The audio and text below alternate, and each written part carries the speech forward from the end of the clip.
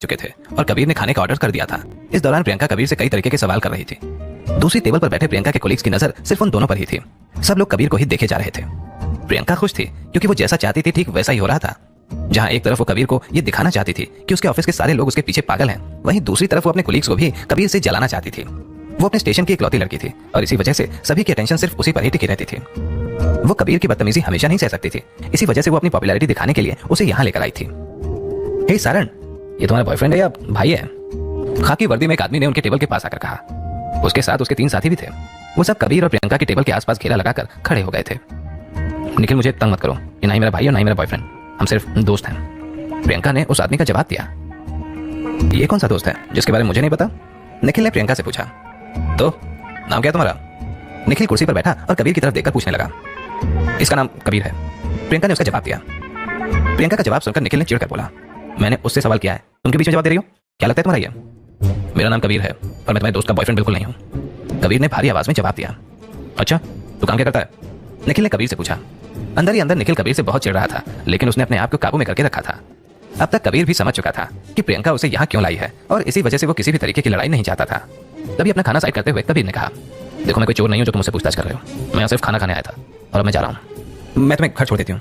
कबीर की बात सुनकर प्रियंका ने कहा। प्रियंका के इस बात पर निखिल आग बबूला हो गया और उसने कबीर से चिल्लाकर कहा, ओए चल निकल यहाँ से तू। ये तुम क्या कर रहे हो निखिल? कबीर मेरा रूममेट है, मैं उसको यहाँ लंच पर लेकर आई थी और इसमें क्या बड़ी बात है?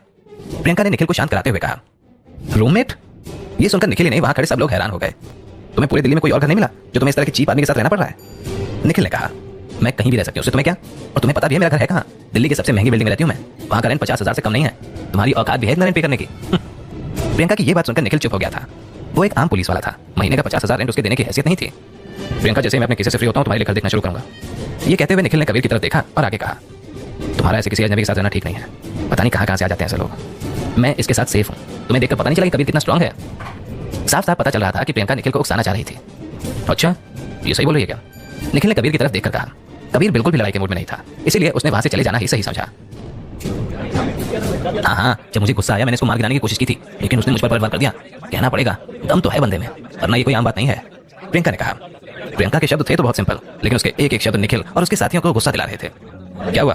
तुझे क्या लगता है तू ऐसे ही जा सकता है? निखिल ने कबीर को रोक कर कहा। जितनी देर में निखिल कबीर से बात कर रहा था उतनी देर में उसके 2 साथियों ने कबीर का रास्ता ब्लॉक कर दिया। कम ऑन यार, यहाँ सब पुलिस वाले हैं, सब साथी हैं, एक दूसरे से लड़कर कुछ भी नहीं मिलेगा, कबीर ने कहा। ये सब देखकर प्रियंका सीधा निखिल के पास आ गई और कहने लगी, तुम लोग यहाँ करना क्या चाहते हो? तुम चिंता मत करो, ये मर्दों के बीच की बात है। और तुझे किसने कहा कि हम साथी हैं? हाँ, निखिल ने कबीर से कहा। मैं भी पुलिस वाला ही हूँ, सिर्फ इसी वजह से प्रियंका को अपने साथ रहने दिया, वरना मैं ऐसे किसी को भी घर नहीं देता। कबीर ने निखिल को अपना आईडी कार्ड दिखाते हुए कहा। तेरी पोस्ट तो बस हवलदार के बराबर है? निखिल ने मजाक करते हुए कहा। कबीर को शुरुआत में सिर्फ पेट्रोलिंग के काम ही करने पड़े थे, उसकी पोस्ट वहां मौजूद क्रिमिनल डिपार्टमेंट के लोगों से काफी नीचे थी। ये सुनकर प्रियंका भी एक पल के लिए चौंक गई थी। अगर उसे पता होता कि कबीर भी एक पुलिस वाला है तो वो उसे कभी यहाँ नहीं लाती, लेकिन अब बात उसके हाथ से निकल चुकी थी। वो अब सब कुछ रोकना चाहती थी, लेकिन निखिल ने उसे बीच में बोलने से रोक दिया और हंसते हुए कबीर से कहा, तो अपने आप को मेरा साथी बता रहा था? ये सुनकर उसके पीछे खड़े साथी जोर जोर से हंसने लगे और बोले, निखिल क्रिमिनल डिपार्टमेंट में है, उसकी हाइट और बॉडी तो देखो, तुम हमारे बराबर कभी नहीं हो सकते। क्रिमिनल डिपार्टमेंट क्या होता है इसका अंदाजा भी है? हाँ, लेकिन फर्क क्या पड़ता है, हम सभी तो लोगों के लिए काम करते हैं ना, कबीर ने जवाब दिया। निखिल कुछ बोलने ही वाला था कि प्रियंका ने उससे कहा, देखो अभी यहाँ से तुम जाओ अपना खाना खत्म करो। अरे ऐसे कैसे? इसने तुम पर हाथ उठाया है, इसको इतनी आसानी से कैसे जाने दे सकते हैं? क्या इसको इतना भी नहीं पता कि लड़कियों से कैसे बिहेव किया जाता है? लगता है इसे समझाना ही पड़ेगा। तभी कबीर ने प्रियंका की तरफ देखा और कहा, क्या तुम मेरे से सॉरी सुनना चाहती हो? क्या? नहीं, अरे निखिल की बात पर ध्यान मत दो, प्रियंका ने कबीर का जवाब दिया। यह सुनकर निखिल और गुस्सा हो गया। इसको तेरी माफी नहीं चाहिए, लेकिन मैं चाहता हूं कि तू इससे माफी मांगे। निखिल की आवाज ही बता रही थी कि वो मामला शांत करने के मूड में बिल्कुल नहीं था। कबीर का भी पारा चढ़ चुका था, उसके चेहरे पर गुस्सा साफ दिखाई दे रहा था। कबीर ने उसके रास्ते में खड़े निखिल के दोनों साथियों को धक्का दिया और निखिल से कहा, अगर मैं माफी नहीं मांगू तो क्या? तुझे क्या लगता है क्या होगा? निखिल ने टेबल पर जोर से हाथ मारते हुए कहा। प्रियंका को होने वाली लड़ाई की भनक लग गई थी, इसीलिए उसने सबको शांत कराना चाहा। तुम सब शांत हो जाओ, यहाँ लड़ने की कोई जरूरत नहीं है। तुम मुझे अपना बॉयफ्रेंड नहीं बनाना चाहती तो कोई बात नहीं, लेकिन मैं वो सारे काम करूंगा जो एक बॉयफ्रेंड करता है, निखिल ने प्रियंका से कहा। निखिल की बात सुनकर प्रियंका को समझ नहीं आया कि वो क्या बोले। तू सिर्फ एक हवलदार है, मेरी ताकत तुझसे कई गुना ज्यादा है। सिर्फ ताकत ही नहीं, मेरे स्किल्स की बराबरी तो तू अपने सपने में भी नहीं कर सकता, लेकिन फिर भी अगर तुझे इसको लेकर कोई डाउट है तो क्यों ना एक छोटा सा कंपटीशन हो जाए? निखिल ने कबीर की तरफ देखकर कहा। तो उसकी बातें सुनकर कबीर ने पूछा, किस चीज की कंपटीशन? गन असेंबली, निखिल ने कहा। इसके बाद निखिल ने तुरंत अपनी गन निकाली और कहा, एक पुलिस वाले के लिए अपनी गन को असेंबल करना बहुत जरूरी होता है, तो देखते हैं कि तुझे कितने अच्छे से आता है। ये सुनकर कबीर थोड़ा झिझक गया, उसको अभी तक गन का लाइसेंस नहीं मिला था। अभी मेरे पास गन नहीं है, कबीर ने कहा। तो फिर कंपटीशन की जरूरत नहीं है, प्रियंका ने बीच में ही कहा। अब क्रिमिनल डिपार्टमेंट वालों से ये बिल्कुल भी कम्पीट नहीं कर सकता, और निखिल से तो सपने में भी नहीं। अब तो फिर ये लड़ाई यहीं खत्म होती है। इतना बोलकर प्रियंका कबीर को वहां से ले जाने लगी। निखिल प्रियंका की बात मानना तो चाहता था, लेकिन कबीर को लेकर उसका गुस्सा बहुत तेज था। वह जाते जाते भी कबीर को ताना मारने लगा। तू लड़ नहीं सकता इसीलिए लड़की के पीछे छुपा है ना? प्रियंका, अगर तुम्हें इस तरह के आदमी पसंद है तो फिर मेरे पास तुमसे कहने के लिए कुछ भी नहीं है। ये तो एकदम यूजलेस आदमी है, हवलदार से ऊपर ये कुछ बन भी नहीं पाएगा। निखिल, बदतमीजी मत करो, हम सब पुलिस ऑफिसर्स हैं, किसी के पोस्ट से क्या फर्क पड़ता है? प्रियंका ने कहा। कबीर लड़ना नहीं चाहता था, लेकिन इसका मतलब यह नहीं था कि किसी की बेइज्जती सहे। अब बात उसकी इज्जत पर आ गई थी। उस केमिकल की वजह से वो पहले जैसा ताकतवर नहीं रहा था, लेकिन अभी भी उसमें इतनी ताकत तो थी कि निखिल जैसों को कुछ ही देर में हरा दे। कबीर मुड़कर निखिल की तरफ गया और उससे बोला, मैं हमेशा से क्रिमिनल डिपार्टमेंट के लोगों की स्ट्रेंथ देखना चाहता था, बोल तुझे कौन सा कंपटीशन करना है? कबीर की बात सुनकर निखिल ने और करीब आकर कहा, चल बताता हूं तुझे। कबीर, तुम ये शुरू मत करो अब। दोनों को कंपटीशन के लिए तैयार होता देखकर प्रियंका ने कहा। कबीर प्रियंका को इग्नोर करता हुआ निखिल के साथ रेस्टोरेंट के बगल वाली पुलिस बिल्डिंग में चला गया। उस जगह पर काफी सारे ट्रेनिंग इक्विपमेंट्स रखे हुए थे, जैसे कि बॉक्सिंग स्टेज और शूटिंग रेंज। वो दोनों एक टेबल के पास आ गए और निखिल ने अपने साथी का बंदूक लेकर कबीर के सामने रख दिया। मेरे कहने पर हम गन को असेंबल करना शुरू करेंगे। जो भी पहले गन को असेंबल कर लेगा उसे वहां लगे बोर्ड पर फायर करना होगा। ऐसे हम गन असेंबली का ही नहीं बल्कि निशाने का भी कंपटीशन कर लेंगे। निखिल, ये सही नहीं है, तुम क्रिमिनल डिपार्टमेंट में हो और ये तुम्हारा रोज का काम है। कबीर को इन सब की आदत नहीं है। प्रियंका ने कहा। मैंने नहीं कहा, ये तो तुम्हारे कबीर ने कहा है मुझसे। ठीक है, अगर मैं हारता हूं तो मुझे प्रियंका से माफी मांगनी पड़ेगी, है ना? यही तो है, कबीर ने कहा। और इससे दूर ही रहना है, निखिल ने कबीर से कहा। और अगर तुम हारते हो तो? कबीर ने पूछा। तुम्हें लगता है मैं हार जाऊंगा? यहाँ तुम किसी से भी मेरे कैपेबिलिटीज के बारे में पूछ सकते हो। बढ़िया है, निखिल ने हंसकर जवाब दिया। तो फिर शुरू करते हैं, कबीर ने भी स्माइल करते हुए कहा। कुछ ही देर में दोनों ने अपनी अपनी जगह ली और गन असेंबल करना शुरू कर दिया। निखिल तेजी के साथ अपनी गन को असेंबल करने में लगा था। कबीर निखिल से तेज तो नहीं था, लेकिन एक ही बार में उसने अपने गन के 3 पार्ट्स जोड़ लिए थे और अगले कुछ पल में उसने निखिल को पछाड़ दिया था। कबीर को देखकर निखिल हैरान रह गया और जल्दी जल्दी अपने गन को असेंबल करने में लग गया, लेकिन कबीर उससे अभी भी बहुत आगे था। कबीर ने अब अपनी बंदूक में गोलियां भरनी शुरू की और उसने एक ही हाथ से सारे शॉट्स फायर कर लिए। कबीर की थोड़ी ही देर बाद निखिल ने भी शूटिंग ट्राई की। निखिल समझ गया था कि वो हार चुका है। उसका चेहरा शर्म से लाल हो गया था। उसके लिए एक आम पुलिस वाले से हारना बहुत शर्मनाक था। वहीं कबीर अब शांति से अपनी सिगरेट पी रहा था। तभी प्रियंका भागकर टारगेट की ओर गई और दोनों के पॉइंट्स नोट करने लगी। सुन, तेरे पास गन असेंबली स्किल्स तो है, लेकिन तेरी शूटिंग स्किल्स देखकर मैं अपनी हंसी नहीं रोक पाया। तुझे तो बंदूक भी ढंग से नहीं पकड़ना आता, फिर निशाना लगाना तो दूर की बात है। कोई शूटिंग वाली मूवी से सीखा क्या तूने ऐसे बंदूक पकड़ना? निखिल ने कबीर से कहा। कबीर ने निखिल की बात का कोई जवाब नहीं दिया। वो बस अपनी सिगरेट पी रहा था। इतनी देर में प्रियंका टारगेट पॉइंट्स लेकर आ गई और रिजल्ट्स बताने लगी, लेकिन निखिल उसके कुछ कहने से पहले ही बोल पड़ा। मुझे पता है मैं जीत चुका हूं, रिजल्ट बताओ जल्दी। प्रियंका ने रिजल्ट बताते हुए कहा। निखिल को गन असेंबली और टारगेट शूटिंग में 18 पॉइंट्स मिले हैं। इसके 2 निशाने 4 पॉइंटर जोन में गए और बाकी 2 5 पॉइंटर जोन में गए। निखिल को अपनी कैपेबिलिटीज पर बहुत घमंड था। आखिर वो अपने डिपार्टमेंट का बेस्ट कैंडिडेट जो था। पूरे डिपार्टमेंट में उसकी शूटिंग स्किल्स और कॉम्बैट स्किल्स को कोई कबीर ने उसे और लड़ने के लिए उकसा दिया था। निखिल गुस्से से फटने ही वाला था कि उसने अपनी पूरी जान लगाकर कबीर को मुक्का मारने की कोशिश की, लेकिन कबीर ने उसका मुक्का एक ही हाथ से रोक लिया और अपने दूसरे हाथ से निखिल के पेट की तरफ जोर से वार कर दिया। निखिल को कबीर का मुक्का इतनी जोर से लगा कि वो दर्द से कराहने लगा। उससे ये दर्द सहन नहीं हो रहा था। वो बदहवास होकर कितने ही वाला था कि उसने हिम्मत करते हुए अपने आप को संभाला। उसे खुद पर शर्म आ रही थी। कुछ देर तक अपना पेट सहलाने के बाद उसने फिर से अपनी पूरी जान लगाकर कबीर को एक लात मारी, लेकिन निखिल के इस वार को भी कबीर ने बहुत ही आसानी से रोक लिया और बदले में उसी वक्त निखिल को फिर से पेट पे मुक्का मार दिया। उस मुक्के से लगी चोट का अंदाजा इसी बात से लगाया जा सकता है कि निखिल के मुंह से अब खून निकलने लगा था। निखिल ने खून को निकलते हुए अपना मुंह साफ किया और फिर कबीर पर मुक्कों की भारी बरसात कर दी, लेकिन कबीर ने उनको भी बहुत ही आसानी से रोक लिया। इस बार कबीर ने निखिल के पेट पर मुक्के तो मारे ही, साथ ही साथ अपनी पूरी ताकत से निखिल को 2 थप्पड़ भी जड़ दिए। इतना मार खाने के बाद निखिल की हालत पस्त हो गई थी। वो लगातार उल्टियां कर रहा था। निखिल का मुंह सूजकर पूरा लाल हो चुका था और अब उससे दर्द बर्दाश्त नहीं हो रहा था, लेकिन ये देखते हुए भी कबीर नहीं रुका और फिर से निखिल के पेट की तरफ वार कर दिया। कबीर का वार इतना तेज था कि उसे देखकर लग रहा था जैसे ब्रूस ली खुद निखिल से लड़ाई कर रहा हो। लगातार मार खाने के बाद निखिल अब लगभग बेहोश हो गया था। तभी स्टेज पर जोर से किसी के गिरने की आवाज आई और आवाज सुनते ही सभी लोग स्टेज की तरफ दौड़ कर आए। उन्होंने देखा कि निखिल के मुंह से बहुत खून बह रहा है, लेकिन अभी निखिल की अकड़ नहीं गई थी। खुद को संभालते हुए उसने कबीर से कहा, क्या तू सिर्फ मुक्के ही मारना जानता है? तुझे बोला था ना मैं तेरा बाप हूं, अगली बार मत भूल जाना, कबीर ने निखिल से कहा। प्रियंका ने जब निखिल को स्टेज पर पड़े देखा तो उसे लगा जैसे निखिल को अटैक आ रहा हो। उसने निखिल से पूछा, क्या तुम ठीक हो? इधर कबीर को लगा कि बात अब शांत हो गई है, इसलिए वो मुड़कर वापस जाने लगा। निखिल के सभी साथी उसे संभालने में लगे थे और सांस लेने में उसकी मदद कर रहे थे। उन्होंने तभी निखिल से कहा, ज्यादा शो ऑफ अच्छा नहीं होता, देखो तुम्हारी हालत कैसी हो गई है। तुझे हीरोइन तो मिली नहीं, लेकिन तू पिक्चर का विलेन जरूर बन गया, जिसकी अभी हीरो से पिटाई हुई हो। अब बस भी करो, उसकी हालत तो देखो, अभी उसको हॉस्पिटल ले जाना ज्यादा जरूरी है। प्रियंका ने सबसे कहा। निखिल का पूरा शरीर कांप रहा था। उसने तभी रोते रोते सबसे कहा, तुम सबको क्या लगता है कि मैं इसलिए रो रहा हूं क्योंकि मैं हार गया हूं? बिल्कुल नहीं, मुझे भरोसा नहीं हो रहा है कि मैं उसको हाथ तक नहीं लगा पाया। मुझे अपनी जिंदगी में इतनी शर्म कभी भी नहीं आई है। मैं गुस्से से पागल हो जाऊंगा। ऐसा कैसे हो सकता है? मैं उसको हाथ तक क्यों नहीं लगा पाया? ये सुनकर निखिल के साथियों ने प्रियंका से पूछा, तुम श्योर हो कि कबीर की पुलिस आईडी फेक नहीं है? प्रियंका जो खुद ही रिजल्ट से हैरान थी, कोई जवाब नहीं दे पाई।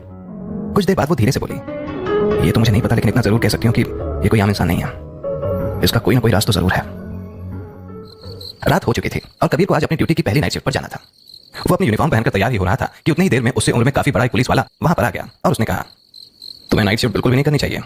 पुलिस वाले को देखकर बताया जा सकता था कि उसका तजुर्बा बहुत ज्यादा है और उसने अपनी जिंदगी के कई साल पुलिस में ही काटे थे। आज सुबह उस आदमी के चेहरे पर क्या हुआ था? कबीर ने उससे पूछा। कबीर उस पुलिस वाले की बात कर रहा था जिसकी शिफ्ट उसने ले ली थी। उसने वहां लड़ाई कर ली थी जहां उसे नहीं करनी चाहिए थी। रात में दिल्ली बदल जाता है और जिस एरिया में हम पेट्रोल करते हैं वहां शहर के कई अमीर लोग आते हैं जो लोग दिल्ली की नाइट लाइफ का मजा उठाते हैं।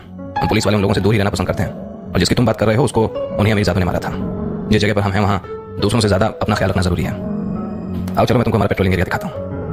उसकी बात सुनकर कबीर ने अपना सिर हिलाया और उस पुलिस वाले के साथ चल दिया। जाने से पहले उसने अपने आप को शीशे में देखा और अपनी गन उठाई। कबीर को उसकी गन आज ही असाइन हुई थी। कुछ देर बाद कबीर उस पुलिस वाले की बाइक पर बैठ गया और फिर वो दोनों अपनी ड्यूटी निभाने चल पड़े। कबीर के साथ जाने वाले उस पुलिस ऑफिसर का नाम प्रदीप सिंह था। प्रदीप को पुलिस फोर्स ज्वाइन किए अब 7 साल हो चुके थे। उसे अपने एरिया की सबसे ज्यादा जानकारी थी। उसे पता था कि किससे पंगा लेना है और किससे नहीं।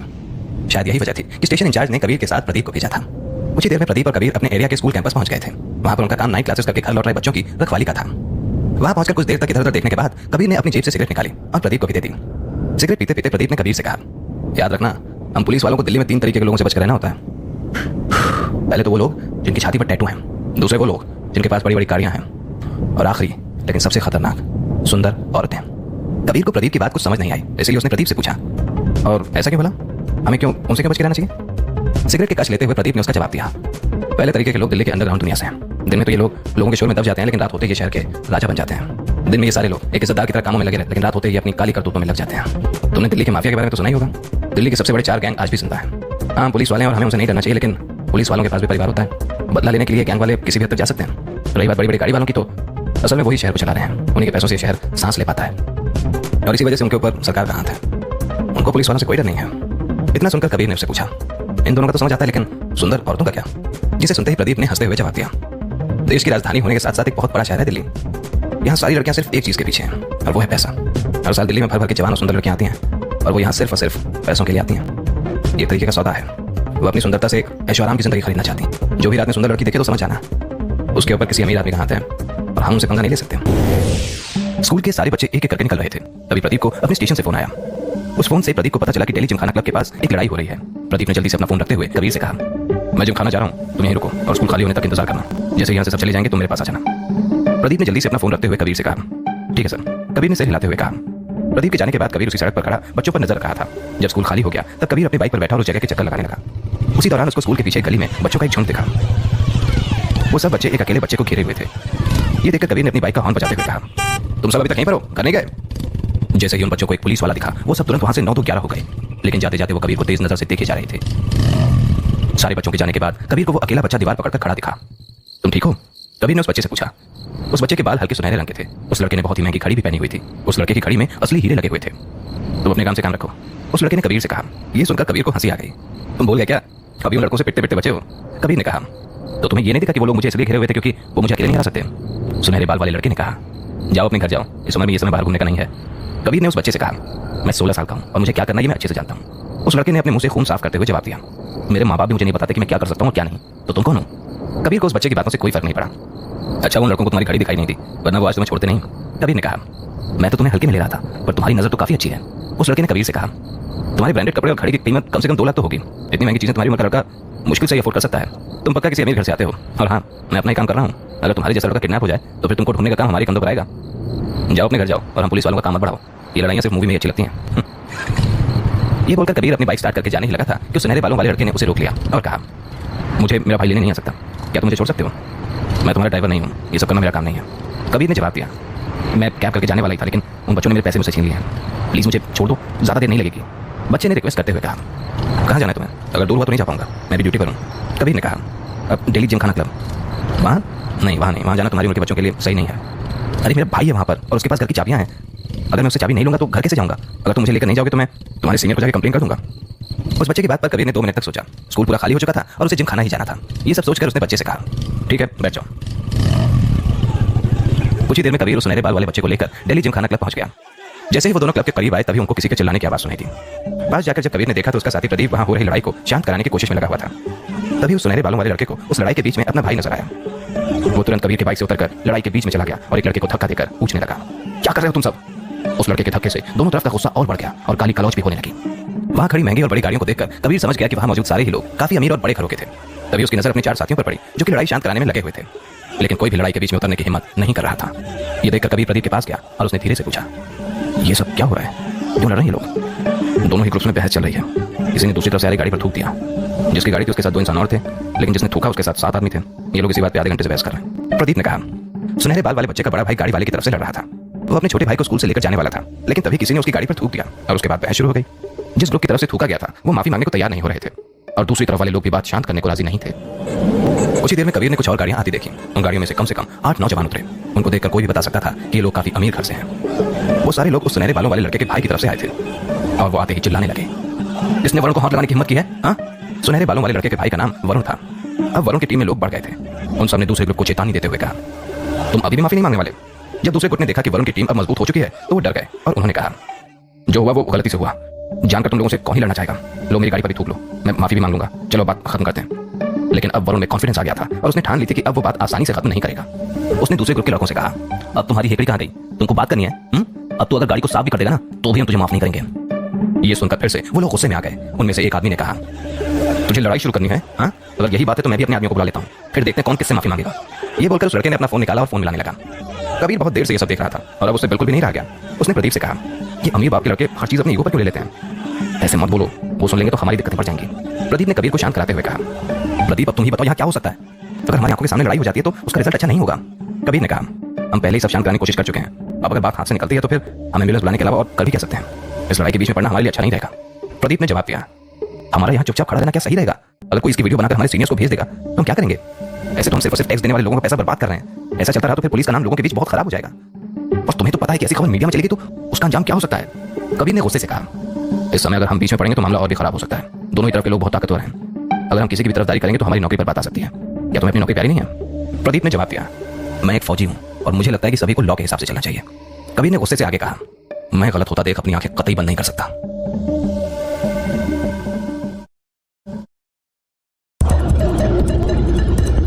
ग्रुप के लोग भिड़ चुके थे। तभी दूसरे ग्रुप के एक शख्स ने चिल्लाकर कहा, अरे ये तो अपना वरुण है। वरुण भी उस शख्स को पहचान गया, लेकिन उसका गुस्सा इतना बढ़ चुका था कि जान पहचान भी अब लड़ाई को शांत नहीं करा सकती थी। वो शख्स जो वरुण को जानता था वो सच में लड़ाई शांत करवाना चाहता था। उसने सबसे कहा, अरे भाई लोग इतनी छोटी सी बात पर क्यों लड़ रहे हो? थूक गाड़ी पर ही तो गिरी, किसी इंसान पर तो नहीं। वरुण क्यों ना हम सब बात खत्म करके ड्रिंक्स पर चलें? अगर किसी ने मेरी गाड़ी पर थूका होता ना तो मैं अभी तक उसका मुंह तोड़ देता। वरुण के छोटे भाई ने कहा। ये सुनकर उस शख्स ने कहा, मुझे नहीं लगता तेरा बीच में बोलना सही है, जा अपने घर जा। जैसे ही वरुण ने उस शख्स की बात सुनी वो आग बबूला हो गया। अपनी जबान संभाल के बात कर, वो मेरा छोटा भाई है। वरुण की बात सुनकर जो आदमी बात शांत कराना चाहता था वो भी अब गुस्से में आ चुका था। उसने वरुण को जवाब देते हुए कहा, अच्छा तो ये छोटा भाई है तेरा, तो फिर इसको कब चुप रहना है ये भी सिखा देते तो अच्छा रहता।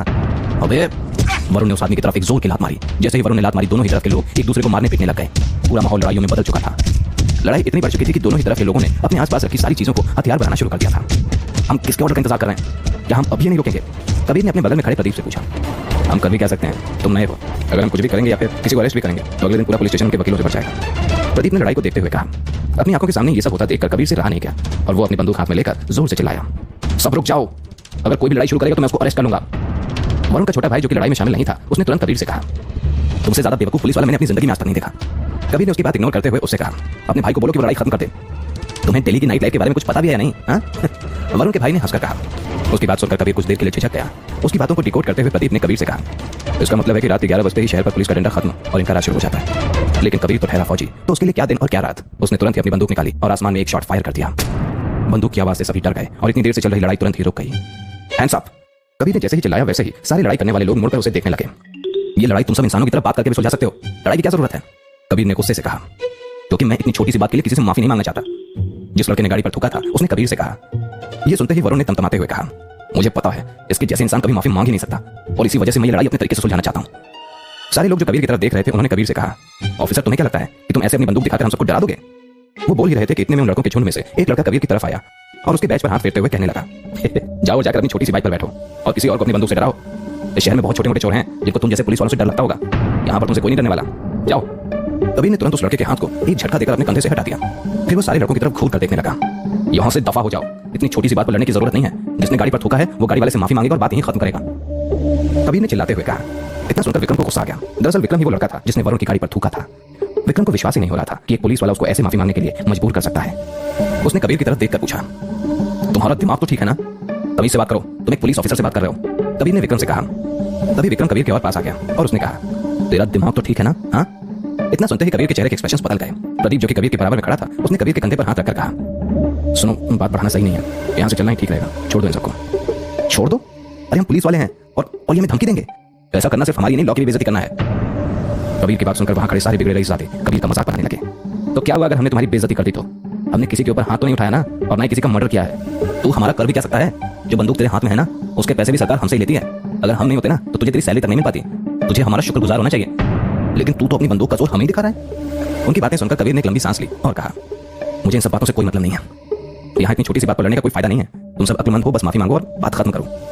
वहां खड़ा कोई भी कबीर जैसे पुलिस वाले की बात सुनना नहीं चाहता था। जैसे ही कबीर ने बोलना खत्म किया, उसके पास विक्रम आकर खड़ा हो गया और उसने हंसते हुए कबीर से पूछा, अगर मैं अभी माफी मांग लूं तो क्या सब ठीक हो जाएगा? उसकी ये बात कबीर को कुछ अटपटी सी लगी। तभी विक्रम कबीर के चेहरे के पास आया और उसके कपड़ों पर थूक दिया। फिर उसने मासूम सा चेहरा बनाकर कबीर से कहा, आई एम सॉरी ऑफिसर, मैंने जानबूझकर नहीं किया। आप ही तो कहते हैं कि माफी मांगने से सब ठीक हो जाता है, तो आपने मुझे माफ कर दिया ना? हाँ। कबीर को गुस्सा आ गया था। उसने अपना गुस्सा पीते हुए प्रदीप से पूछा, क्या पुलिस की इंसल्ट करना क्राइम है? प्रदीप के जवाब देने से पहले ही विक्रम ठहाके लगाकर हंस पड़ा और उसने कहा, तेरी इंसल्ट कर रहा हूं तभी तू क्या ही कर लेगा? जैसे ही विक्रम के ये शब्द कबीर के कानों में पड़े, उसने आओ देखा ना ताओ और सीधा विक्रम के चेहरे पर एक जोर का तमाचा जड़ दिया। कबीर का थप्पड़ पड़ते ही विक्रम जमीन पर गिर गया। कबीर का चाटा इतना तेज था कि 10-15 सेकंड्स के लिए तो विक्रम को पूरा ब्रह्मांड दिखने लगा। कुछ देर के लिए उसका कान एकदम सुन्न हो गया था। थोड़ी देर बाद विक्रम खड़ा हुआ और गुस्से से कबीर की तरफ बढ़ा, तूने मुझे हाथ लगाने की हिम्मत कैसे कर ली? कबीर ने उतनी ही देर में विक्रम को फिर से एक लात मारी और कहा, नहीं, तेरे ऊपर बस हाथ नहीं उठाया, लात भी उठाया है, बल्कि मैं तो तुझे अरेस्ट भी कर रहा हूं। फिर कबीर ने विक्रम का कॉलर पकड़ लिया और उसे खींचकर वहां से ले जाने लगा। लेकिन तभी वहां खड़े लोगों में से 7-8 लड़कों ने कबीर का रास्ता रोक लिया। वो सारे लड़के विक्रम की तरफ से थे। तेरी हमको अरेस्ट करने की हिम्मत नहीं है? भीड़ में से एक आवाज आई। लोगों ने कबीर को चारों ओर से घेर लिया था, लेकिन कबीर के चेहरे पर डर का नामो निशान नहीं था। इतने में वहां पर प्रदीप आ गया और उसने कबीर से कहा, मेरी बात मानो, इन सबको जाने दो, ये सब करने की कोई जरूरत नहीं है। इस लड़के को पुलिस वालों के इंसल्ट करने के लिए अरेस्ट करने में कोई भी दिक्कत नहीं है। अब अगर ये चाहे तो अपने लॉयर्स को कल पुलिस स्टेशन बुला सकता है। ये बोलते ही कबीर विक्रम को पूरी ताकत के साथ खींचते हुए ले जाने लगा।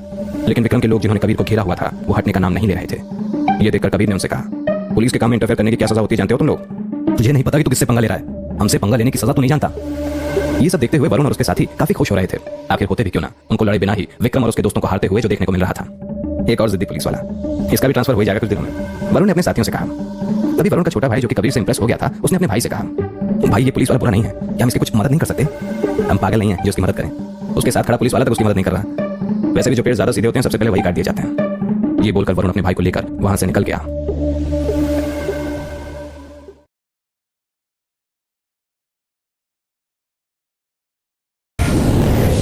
वरुण के छोटे भाई ने अपना हाथ वरुण के हाथ से छुड़ाया और मुड़कर कबीर की तरफ देखते हुए कहा, आप सब जा सकते हो, मैं देखना चाहता हूं कि पुलिस वाले इन सबको कैसे हैंडल करता है। ये सुनकर वरुण और उसके साथी भी वहीं रुक गए। आखिर वो भी तो देखना चाहते थे कि कबीर अकेला ही कैसे विक्रम के गैंग को हैंडल करता है। विक्रम के साथी कबीर पर लगातार चिल्लाए जा रहे थे, उसे जाने दे वरना तेरे लिए अच्छा नहीं होगा। लेकिन कबीर अभी भी विक्रम का कॉलर पकड़े हुए था और ये सब सुनकर उसकी पकड़ और भी मजबूत हो गई थी। तू बहरा है क्या? हम कह रहे हैं विक्रम को जाने दे। तभी फिर से विक्रम के साथी कबीर के और करीब आकर उस पर चिल्लाने लगे, जो तू करना चाह रहा है उसकी तेरी औकात नहीं है। अपना हाथ विक्रम से हटा और शहर की छोटी मोटी चोरियों पर ध्यान दे, वही तेरे लिए अच्छा होगा। मैं कह रहा हूं उसको जाने दो, प्रदीप ने भी कहा। ये सब देखकर विक्रम के चेहरे पर अब एक शैतानी मुस्कान थी। उसने कबीर से कहा, जो तूने किया है ना, उससे तो तुझे भगवान भी नहीं बचा सकता। विक्रम सर, आज इसका पहला दिन है, इसे भी यहाँ के रूल्स सीखने बाकी हैं। प्रदीप ने कहा, मुझे रूल्स सीखने की कोई जरूरत नहीं है। अगर तुम लोग यहाँ पर लड़ना चाहते हो तो अपने घर जाओ।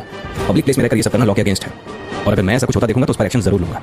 कबीर ने बेपरवाही के साथ कहा, अगर तुम इन समय नहीं पढ़ना चाहते तो मैं तुम्हें एक और चांस देता हूँ, तुम यहाँ से जा सकते हो, लेकिन इसको तो मैं अपने सपनों में भी नहीं छोड़ूंगा। मैं इसको तुम्हारे ऑफिस तक डिलीवर करवा दूंगा। जैसे ही मेरा गुस्सा शांत होगा ये वापस आ जाएगा। विक्रम ने अपने मुंह से खून साफ करते हुए प्रदीप से कहा। इतना सुनते ही प्रदीप और वहां खड़े तीनों पुलिस वालों के चेहरे पर डर के भाव आ गए। उन सबने विक्रम से कहा, सर ये अभी नया है, इसे माफ कर दीजिए, हम इसे सब कुछ सिखा देंगे।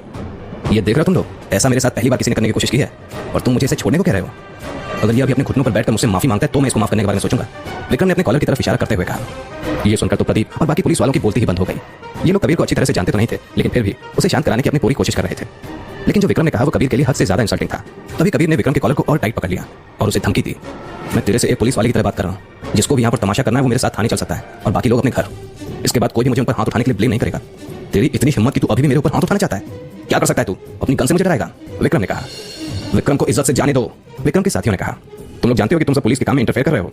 कबीर ने सबको जवाब देते हुए पूछा। अगर कर भी रहे तो दिक्कत क्या है? विक्रम के एक साथी ने पूछा। ठीक है, कबीर ने भारी आवाज में कहा, आज की लड़ाई में शामिल होने वाला हर एक इंसान मेरे साथ थाने चलेगा। प्रदीप सर, थाने में फोन मिलाकर उनको एक वैन भेजने के लिए कहिए। आज सब लोग हमारे साथ थाने जाएंगे। बात को आगे मत बढ़ाओ, इन सबको जल्दी से जाने दो, इन लोगों को भड़काकर किसी का भला नहीं होगा। प्रदीप ने कबीर से कहा। इसे पकड़ना जरा। कबीर ने अपनी गन निकाली और प्रदीप की तरफ फेंककर कहा। फिर उसने विक्रम को धक्का दिया और जोर से उसके साथियों को कहा, तुम लोग सिर्फ अपने बाप के पैसे पर उछल सकते हो, उनके बिना तुम लोग भीगी बिल्ली हो। जो अभी भी लड़ना चाहता है वो मेरे सामने आए। कबीर के शब्दों ने वहां खड़े सारे लोगों के अंदर गुस्सा भर दिया था। कबीर के शब्द किसी तीर की तरह उन लोगों के दिलों में चुभ रहे थे। विक्रम और उसके साथियों को मिलाकर वहां कुल 11 लोग मौजूद थे। और उन सब ने कबीर से अब लड़ाई करने की ठान ली थी। तभी कबीर ने अपने सामने खड़े आदमी की छाती पर जोरों से लात मारी, जिससे वो शख्स उड़ते हुए जमीन पर गिर गया। उसके बाद उसके पीछे खड़े लोगों की बारी आई। कबीर ने एक एक करके सबको लात और घूंसे का स्वाद चखाया। कबीर जानबूझकर अपनी पूरी ताकत का इस्तेमाल नहीं कर रहा था, क्योंकि वो जानता था कि अगर उसने ऐसा किया तो वहां खड़ा कोई भी शख्स कल सुबह का सूरज नहीं देख पाएगा।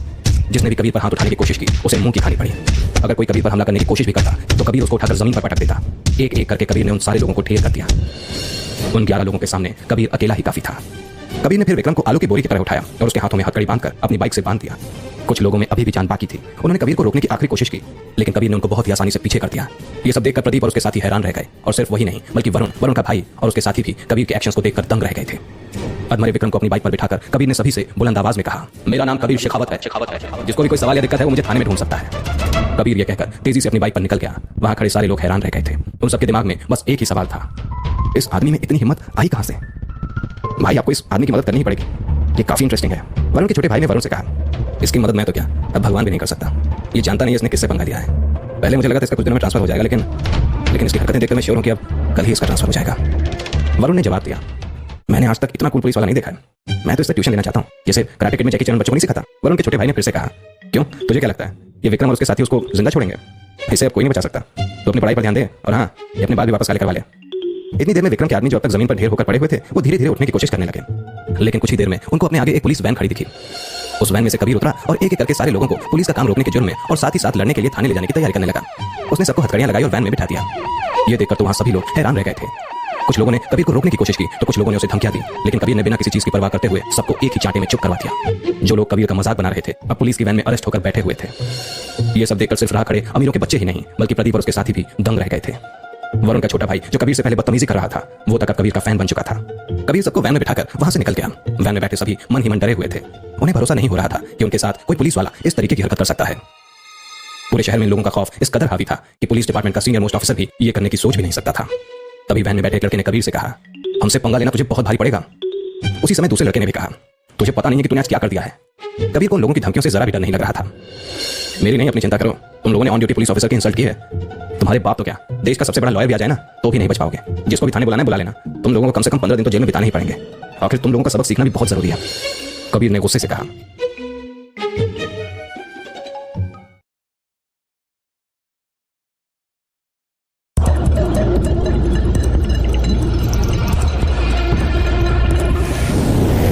कबीर ने बिना देरी किए विक्रम को जेल में बंद कर दिया। वहां बैठा बैठा विक्रम गुस्से से उबल रहा था।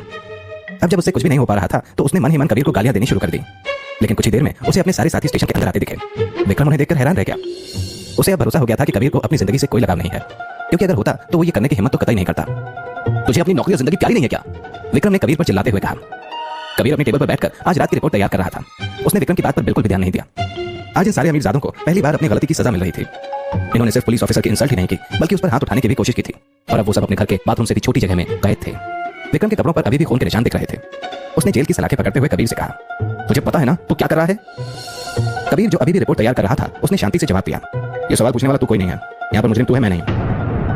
मुझे पुलिस हेडक्वार्टर के डायरेक्टर से मिलना है अभी के अभी, विक्रम ने कहा। इस समय वो अपने घर पर जा चुके हैं। कबीर ने सीधे लहजे में जवाब दिया। तभी अरेस्ट हुए लोगों में से एक लड़का बोला, तूने हमारे फोन क्यों जब्त किए हैं? क्या तुझे डर है कि हम अपने लोगों को बुला लेंगे और तुझे परेशानी में डाल देंगे? ये सुनकर कबीर ने उसका जवाब दिया, तुम लोगों के दिमाग में भूसा भरा है क्या? तुम लोग जेल में होना किसी पार्टी में, जैसे तुम लोग यहाँ से निकलोगे तुम्हारा सारा सामान तुम्हें वापस कर दिया जाएगा। अपना सारा काम खत्म करने के बाद कबीर अपनी टेबल से उठा और पेट्रोलिंग पर चला गया। कबीर को किसी बात का कोई फर्क नहीं पड़ रहा था, लेकिन प्रदीप और बाकी पुलिस वाले घबरा चुके थे। उनमें पेट्रोलिंग करने की हिम्मत तक नहीं बची थी। जब उन्होंने अमीर लड़कों को जेल में बंद देखा तो उन्हें कुछ भी समझ नहीं आ रहा था कि वो क्या करें। उनको लगा कि इनको जेल से बाहर निकालना ही सही रहेगा, लेकिन कबीर जेल की चाबी लेकर जा चुका था। मुझसे अब और बर्दाश्त नहीं हो रहा है, हमें अभी के अभी बाहर निकालो, विक्रम ने प्रदीप से कहा। उसी वक्त एक पुलिस वाला पुलिस हेडक्वार्टर के डायरेक्टर को फोन मिलाने लगा। तभी प्रदीप ने उसे रोक लिया। तुम उनको फोन क्यों कर रहे हो?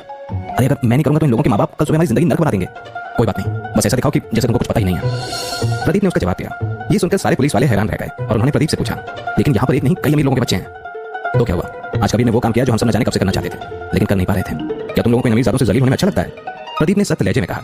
उसकी बात सुनकर बाकी पुलिस वाले थोड़े घबरा गए, लेकिन अंदर से उनको भी पता था कि यही सही है। प्रदीप सर, आप नॉर्मली तो ऐसा कुछ नहीं करते, तो फिर आज अचानक से आपको क्या हो गया? एक पुलिस वाले ने प्रदीप से पूछा। शहर के बड़े होने में इन लोगों के माँ बाप का बहुत बड़ा हाथ है। आखिर इन्हीं के बिजनेस की वजह से हमारा शहर इतनी तरक्की कर रहा है। हाँ, इनको थोड़ा अच्छा ट्रीटमेंट मिलना चाहिए, लेकिन इसका मतलब ये नहीं है कि ये लोग अपने आप को हम पुलिस वालों से ऊपर समझने लगे। इनको पुलिस वालों की इंसल्ट करने का हक बिल्कुल भी नहीं है। इन लोगों को ऐसे ही रहने देते हैं ताकि इनको पता चले कि हम पुलिस वाले अरे गहरे नहीं हैं। प्रदीप ने एक छोटी सी मुस्कान के साथ कहा। अगले दिन डायरेक्टर को उन अरेस्ट हुए लोगों के माँ बाप के हजारों फोन आ चुके थे, इसलिए उन्होंने सुबह जल्द से जल्द थाने पहुंचकर पूरे माजरे को समझना शुरू किया। उन्होंने एक ऑन ड्यूटी पुलिस वाले से पूछा, ये सब क्या चल रहा है? सर, इन लोगों को कबीर ने कल रात गिरफ्तार किया था। ये रही इनकी रिपोर्ट। ऑन ड्यूटी पुलिस वाले को खुद भी इस सिचुएशन के बारे में ज्यादा कुछ नहीं पता था। उसने बस कबीर की बनाई रिपोर्ट डायरेक्टर को थमा दी। डायरेक्टर ने रिपोर्ट पर एक झलक मारी और पुलिस वाले से कहा, दरवाजे खोल दो और इन लोगों को जाने दो। रिपोर्ट के हिसाब से इन लोगों ने पुलिस वालों की इंसल्ट की और उन लोगों पर हाथ भी उठाया। अब डायरेक्टर के हिसाब से एक रात जेल में बंद रहना उन लोगों के लिए काफी सजा थी। लेकिन सर, जेल की चाबियां कबीर के पास ही हैं, वो उन्हें अपने साथ ही ले गया है। उस पुलिस वाले ने जवाब दिया। ये सुनकर डायरेक्टर हैरान रह गए। उन्होंने सोते हुए उन अमीरजादों को देखा और कहा, उसे बुलाओ और ये दरवाजा खोलो। उधर कबीर अपने घर पर चैन की नींद सो रहा था। उसने अपनी पूरी रात उन रईस बच्चों के दिमाग को सही करने में लगाया था। तभी उसके फोन की घंटी बजी। नींद नहीं जब उसने समय देखा तो दोपहर के 12 बज रहे थे। कबीर ने फोन नहीं उठाया और उठकर फ्रेश होने चला गया। कुछ देर बाद जब वो खाने की तलाश में अपने कमरे से निकला तो उसने देखा कि नताशा भी अपने कमरे से निकल रही है। नताशा अभी भी अपने नाइट सूट में ही थी। वो जैसे ही निकली, अचानक से कबीर उसके सामने आ गया। उसे देखकर वो एकदम से चौंक गई। कुछ देर के लिए तो वो भूल ही गई थी कि उसका घर कबीर ने ले लिया है और उसे अब कबीर के साथ ही रहना है। अब नताशा कुछ बोल पाती इसके पहले ही प्रियंका दोपहर का खाना बनाने आ गई। प्रियंका अभी तक नताशा के बारे में नहीं जानती थी और ना ही नताशा को प्रियंका के बारे में कुछ पता था। तुम इसकी गर्लफ्रेंड हो? दोनों लड़कियों ने एक साथ ही कहा। दोनों ही तरफ से कोई जवाब नहीं आया। कुछ देर बाद प्रियंका ने कहा, मैं भी यही सोच रही थी, कबीर जैसे लड़के को गर्लफ्रेंड कहां से मिलेगी? कहीं नताशा कबीर की बहन तो नहीं है? प्रियंका इस गलतफहमी के शिकार होने ही वाली थी कि तभी कबीर ने उन दोनों को बताया कि वो दोनों ही किराएदार हैं। तुम इसके साथ क्यों रह रही हो? नताशा ने प्रियंका से पूछा। अरे, इस समय दिल्ली में घर ढूंढना बहुत ही मुश्किल है। मुझे इतने कम दामों में इतना अच्छा घर कहीं और कहां मिलेगा? और मेरे काम की वजह से मुझे घर ढूंढने का टाइम भी नहीं मिल रहा। लेकिन तुम यहाँ क्या कर रही हो? प्रियंका ने जवाब देते हुए वापस से नताशा पर ही सवाल डाल दिया। मेरा भी यही रीजन है यार। मुझे काफी दिनों बाद छुट्टी मिली है और मैं इस टाइम को घर ढूंढने में वेस्ट बिल्कुल भी नहीं करना चाहती। वैसे भी मैंने पूरे महीने का रेंट दिया है और ये आदमी महीने के बीच में मुझे घर से निकालना चाह रहा था। इसलिए इसके साथ रहने के अलावा मेरे पास और कोई चारा ही नहीं था। शाह। दोनों ही मोहतरमाएं कबीर की बुराई करने में लग गई थी और एक दूसरे का दुखड़ा सुनने लगी थी। और इसी के साथ ही कबीर की लाइफ में अब एक स्पाइसी तड़का लग चुका था।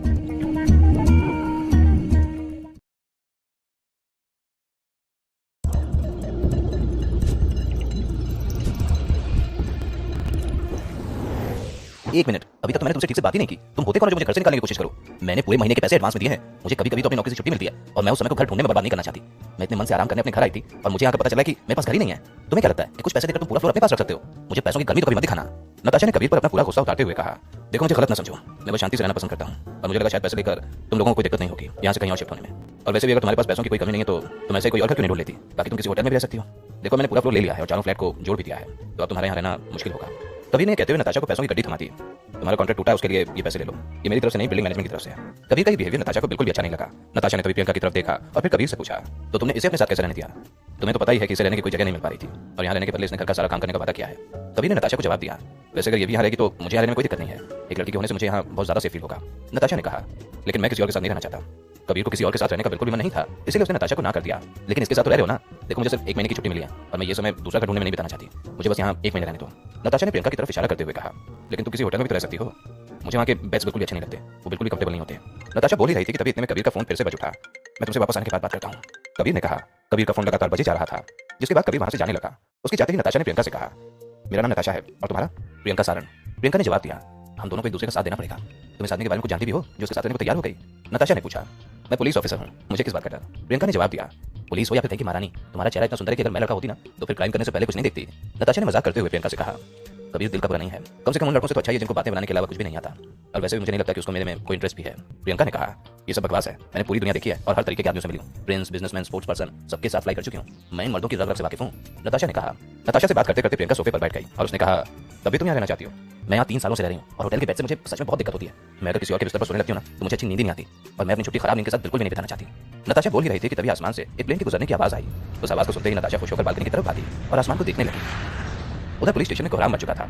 हर जगह अमीर लड़कों के माँ बाप के भेजे हुए लॉयर्स यहाँ वहाँ घूम रहे थे। बात यहाँ तक पहुंच चुकी थी कि डायरेक्टर ने अपने ऑफिस का दरवाजा तक अंदर से बंद कर लिया था ताकि उसे और लॉयर से डील ना करना पड़े। वो बस कबीर के आने का इंतजार कर रहा था। डायरेक्टर को भी ऊपर से लगातार फोन कॉल्स आ रहे थे। अगर स्टेशन से कोई इन लोगों को अरेस्ट करने का रीजन बताकर सारा ब्लेम अपने सर ले ले तो सारी बात खत्म हो सकती थी। ब्लेम लेने वाले को भी ज्यादा से ज्यादा 2 महीने तक छुट्टी पर भेज दिया जाता, लेकिन कोई भी इस चीज की जिम्मेदारी लेने को तैयार नहीं था। सब सिर्फ और सिर्फ कबीर के वापस आने का इंतजार कर रहे थे। डायरेक्टर के ऑर्डर पर जेल के दरवाजों को बिल्डर बुलवाकर खुलवाया भी जा चुका था, लेकिन अंदर बैठे लड़कों ने बाहर आने से मना कर दिया था। ना जाने उन सबने अंदर बैठे बैठे क्या खिचड़ी पकाई कि जेल के दरवाजे खुलने के बाद भी वो बाहर आने से इनकार कर रहे थे। विक्रम ने तभी अपने लॉयर को इशारे से पास बुलाया और उसके कानों में कुछ कहा। लॉयर ने जिस पर अपना सिर हिलाया और थाने के पुलिस वालों से जाकर बोला, मेरे क्लाइंट को बिना किसी वजह के अंदर रखा गया है, वो भी पूरी रात। ना उनके पास उनके फोन थे और ना ही उनके घर वालों को बताया गया कि वो बिना किसी वजह के अरेस्ट कर लिए गए हैं। अगर आप लोगों ने इनको अंदर रखने की कोई ठोस वजह नहीं बताई तो फिर मैं आप लोगों पर केस कर सकता हूँ। डायरेक्टर ने अपने ऑफिस से ये बात सुन ली और उन्होंने स्टेशन के इंचार्ज से कहा, तुमने उस नई आई लड़की को नाइट शिफ्ट में जाने क्यों दिया? अगर ये सब हम पर केस कर देंगे तो हम कुछ भी संभाल नहीं पाएंगे।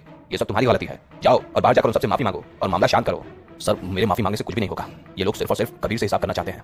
ये सब बातें चल ही रही होती हैं कि तभी कबीर स्टेशन पहुंचता है। वहां खड़े सारे लोग उसकी तरफ देखकर अंदर ही अंदर सोचने लगते हैं, आखिर ये इंसान इतनी हिम्मत कैसे कर सकता है? कबीर के अंदर आने के बाद सारे अमीर घर के लड़के चिल्लाने लगे, यही है वो कल रात वाला पुलिस ऑफिसर, यही है। उन लोगों के लॉयर्स ने तभी कबीर को एकदम से घेर लिया और उस पर सवालों की लड़ी छोड़ दी। अगर आप हमारे क्लाइंट को अरेस्ट करने की वजह नहीं बता सकते तो हम आपका केस कर देंगे। हमारे क्लाइंट को काफी चोटें भी आई हैं, माना पुलिस वाले हैं, लेकिन आप ऐसे किसी के साथ मारपीट नहीं कर सकते। कबीर ने तभी उन सबको हल्का सा पुश किया और जेल की तरफ जाकर कहा, क्या हुआ, तुम लोग बाहर नहीं आना चाहते? तो क्या आपको गहरा पुलिस वाला हम लोगों को अपनी मर्जी से मार सकता है और जेल में भी बंद कर सकता है? विक्रम ने गुस्से से चिल्लाकर कहा, मैंने तुम पर बिल्कुल भी हाथ नहीं उठाया। अगर तुम्हें चोटें आई है तो वो सिर्फ इस वजह से क्योंकि तुम पुलिस का काम रोक रहे थे। तुम्हारी चोट का इल्जाम तुम मुझ पर नहीं लगा सकते। आपने इन लोगों को किस बात के लिए रात भर जेल में रखा? वहां खड़े लॉयर्स ने कबीर से पूछा। पुलिस का काम रोकने, पुलिस का इंसल्ट करने और उन पर थूक फेंकने के इल्जाम में। मैं चाहता तो इनको उस समय शूट भी कर सकता था। कबीर ने जवाब दिया, ये सब तो आपके हिसाब से हुआ, मेरे क्लाइंट की कहानी आपकी बात से बिल्कुल भी मैच नहीं होती। वहां मेरे साथी भी खड़े थे, आप चाहें तो उनसे भी पूछ सकते हैं कि कल रात हुआ क्या था। कबीर ने कहा। इतने में ही विक्रम बोला, हाँ पुलिस वाला तो पुलिस वालों की तरफ होगा ना। ये सुनकर विक्रम के साथियों ने भी उसका साथ दिया और वो भी बोले, एकदम सही। कुछ ही पल बाद डायरेक्टर और उनके पीछे पीछे स्टेशन इंचार्ज मंजीत भी बाहर आ गए। उन्होंने देखा कि सारे अमीरजादे अभी भी गुस्से में वहीं बैठे हुए हैं। डायरेक्टर ने जबरदस्ती अपने चेहरे पर मुस्कान लाते हुए पूछा, क्या अभी भी कोई दिक्कत है? डायरेक्टर दास, अच्छा आप यहीं पर हैं। मेरे क्लाइंट और उसके दोस्तों को कल रात आपके ऑफिसर ने बिना बात के अरेस्ट कर लिया था। आप इनके चेहरे पर देखिए, साफ साफ पता चल रहा है इनको पूरी तरह से मारा गया है। अब हमें आप ही बताइए कि इनको पूरी रात जेल में रखने की वजह क्या थी? आपके पुलिस वालों को तो इज्जतदार लोगों से बात करना ही नहीं आता, और वैसे भी उसकी हिम्मत कैसे हुई मेरे क्लाइंट पर हाथ उठाने की? उनकी बातें सुनकर डायरेक्टर दास ने कबीर की तरफ देखा और इशारों में उससे जवाब मांगा।